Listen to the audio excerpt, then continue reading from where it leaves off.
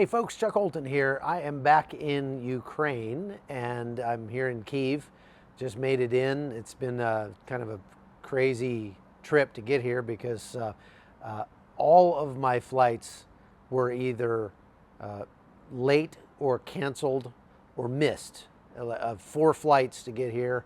Ended up, I was supposed to go through from Panama to Newark, Newark to Munich, Munich to Warsaw, Warsaw to Rzeszów, Poland.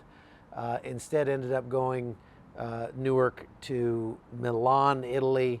My bag got lost in Milan. My flights got delayed. I ended up like sprinting through the airport in Milan. It was crazy. And I had to stay an extra day in Poland to try to get my bag, get reunited with my bag. That never happened. So instead of getting my bag, I just had to abandon it. I have one of those air tags on my bag, and that showed me that the bag was still in Warsaw, even though the airline didn't know where it was.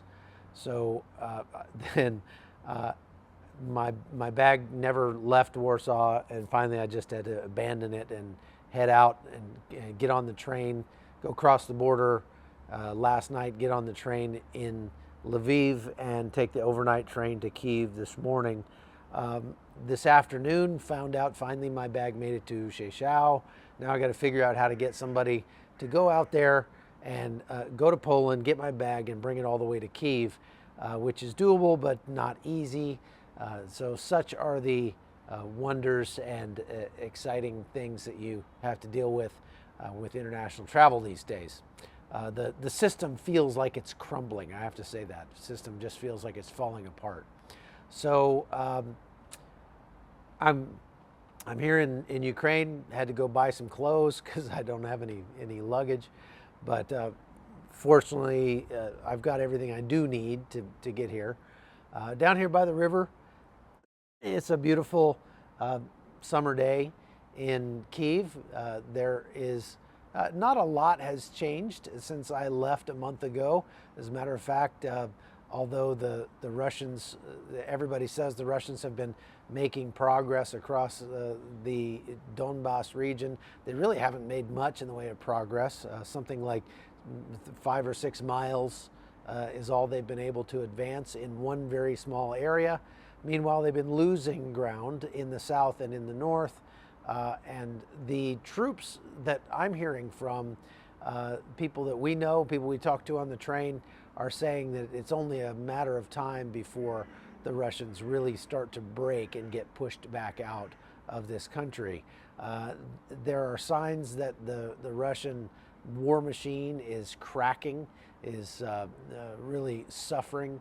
The people, they've had to take 2-3 week breaks where they've really not done anything at all just to try to revive their troops and give their troops time to rest. And that's after just taking very small towns out in the east.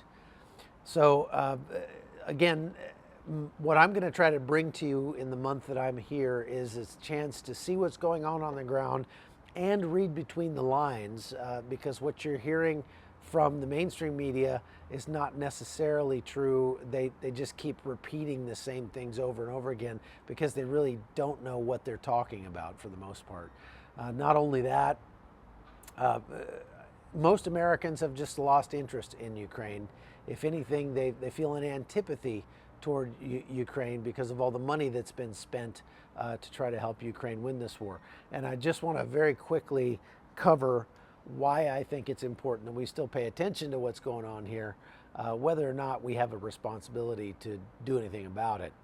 First of all, from a moral standpoint, as I've said many, many times before, Ukraine did not attack Russia. Russia attacked Ukraine. There are monuments all over Ukraine to Ukrainians who have been killed by Russian attacks throughout history, going back to the 1930s in the Holodomor, in the 1940s and 50s, in the purges, under Stalin. Many times Ukrainians have been attacked and killed by Russians. There are no monuments like that in Russia. Russians have never been attacked and killed by Ukrainians, at least not since ancient history. And so Russia is the aggressor here, and that gives the Ukrainians the moral advantage. And I think that's why, I think what's hard for people is there are so many people who are obviously against the current administration in the United States, and so anything that administration does has to be wrong. They have to be against anything the administration does. I think Tucker Carlson is that way. I think that no matter what, he cannot say that the Democratic administration of President Joe Biden has done anything correct, even if it was by accident. And I think that the world is just a little more complex than that. I'm not saying that Joe Biden is helping Ukraine. The Democrats want to help Ukraine for the right reasons. I don't think it's for the right reasons. I think it's for all the wrong reasons. But that doesn't necessarily mean that they shouldn't be helped.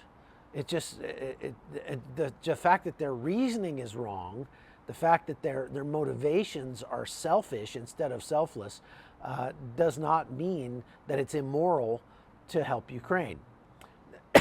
Sorry, excuse me. That doesn't mean that we need to give them $40 billion. We haven't given them $40 billion. And this is why I think that that their true motivations are not moral, they're not correct, they're not what they're trying to portray in the news, that Ukraine needs to be helped because they're the underdog or whatever.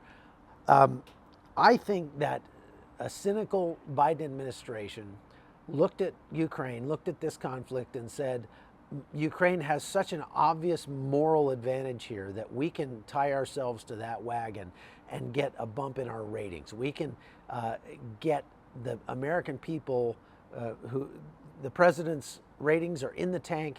We can give him some more popularity points by helping Ukraine because everybody wants to help Ukraine. That was at the beginning of the war. It's not so much now, by the way.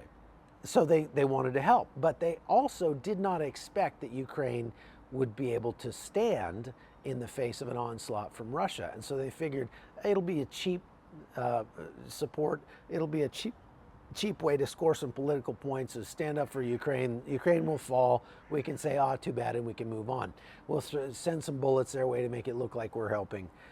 And why do I say that? Well, because we've sent them a lot of things, but we haven't sent them what we could have sent them, which would have actually allowed them to win the war sooner, to push Russia out sooner. For example, the HIMARS long-range artillery that we've sent to them. We've sent them a grand total of 16 units. The United States made over 500 HIMARS units.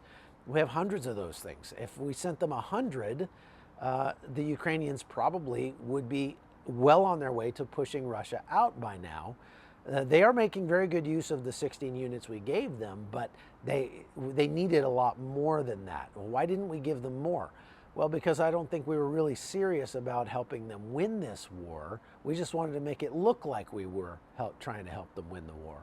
And I think the Pentagon saw an opportunity here to pit American weaponry against Soviet weaponry or post-Soviet weaponry for the first time in history. And because we really didn't know how American military hardware would do in battle against Russian hardware, one of our main adversaries. So this is like a laboratory, a war laboratory with the Ukrainians as the guinea pigs. So let the Ukrainians have a little bit of our high-tech weaponry, some of these Switchblade drones, some or some of the man-pad missiles, the javelins, and let's see how they perform against Russian armor.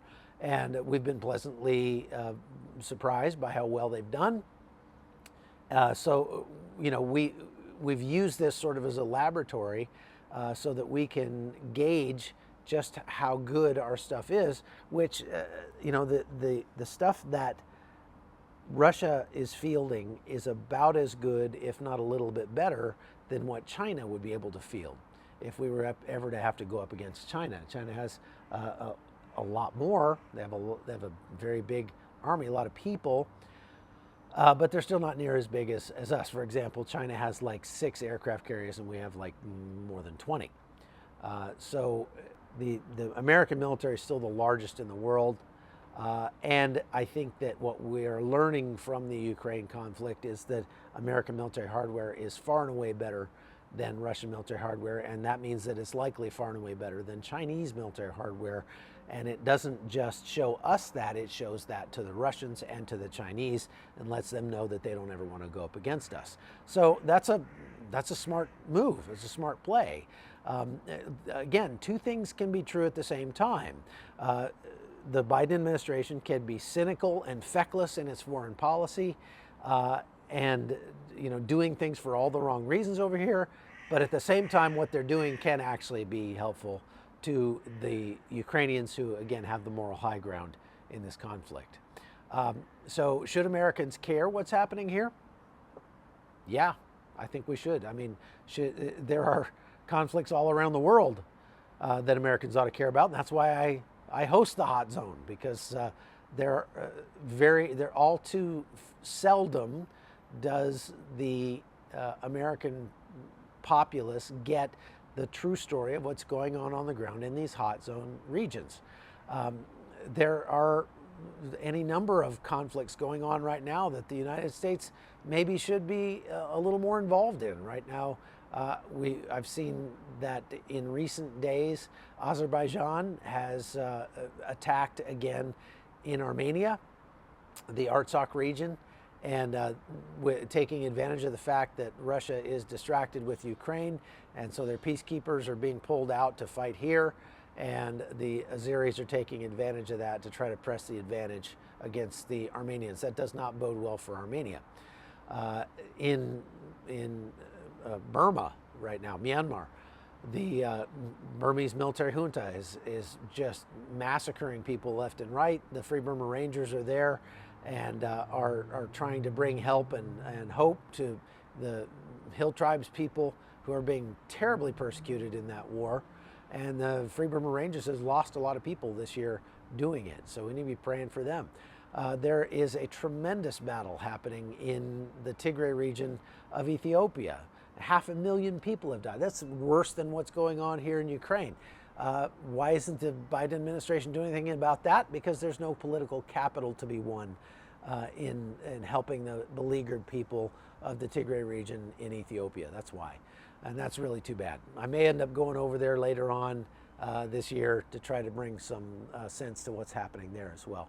And there's more all over Africa. There's lots of things going on. There's lots of conflict in the world, and we only hear just a very small piece of it. But since this is the first land war in Europe in my lifetime, I have made it a point to spend a lot of time here this year to try to really give you a good understanding of what's happening here. So stay tuned. I'll be here for a month, and I'll be bringing you daily updates on Newsmax and on my Hot Zone podcast. So stay tuned. Thanks for watching.